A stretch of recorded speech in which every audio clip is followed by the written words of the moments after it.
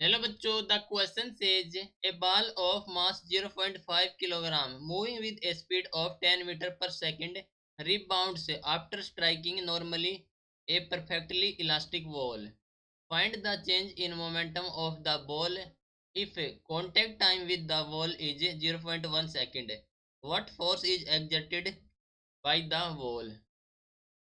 तो क्वेश्चन में दिया गया है एक बॉल जिसका मास है 0.5 किलोग्राम, जो कि मूव कर रही है with speed of 10 metre per second और रिबाउंड हो रही है after striking normally a perfectly elastic ball से। तो हमें फाइंड करना है change in momentum of ball and contact time with the ball है 0.1 सेकंड और what is force exerted by ball.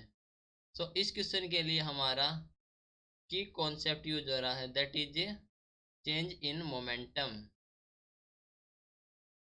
Change in momentum,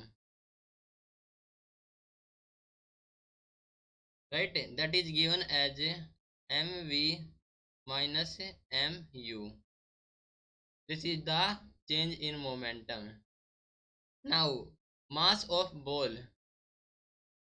mass of ball कितना हमारे पास है 0.5 kilogram. Initial speed, initial speed which is given as 10 meter per second and final speed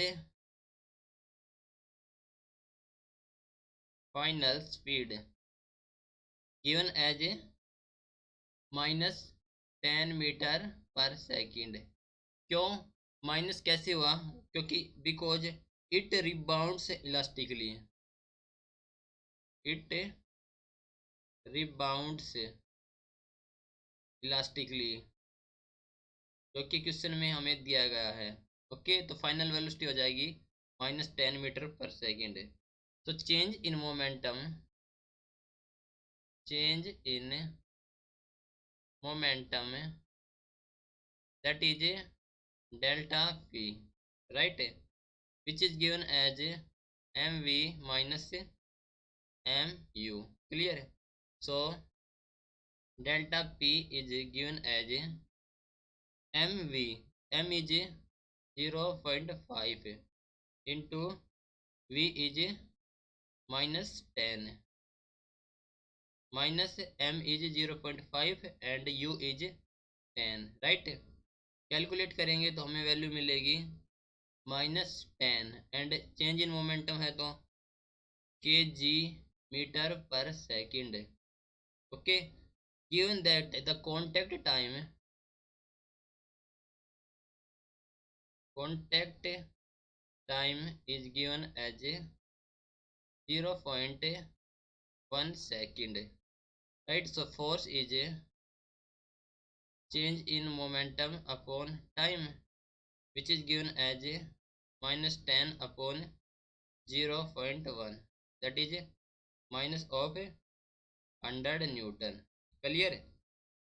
So change in momentum is 10 kg meter per second in the opposite direction of its motion, and the force act is 100 Newton in the opposite direction of motion. ठीक है, तो ये हो गया हमारे पास change in momentum is -10 kg metre per second and force is -100 newton, right? तो negative sign क्या इंडिकेट कर रहा है? नेगेटिव साइन इंडिकेट क्या कर रहा है? The direction of force and change in momentum is opposite to the motion, indicate opposite direction of motion, direction of motion, right? Hope you understood it well. Best of luck. Thank you.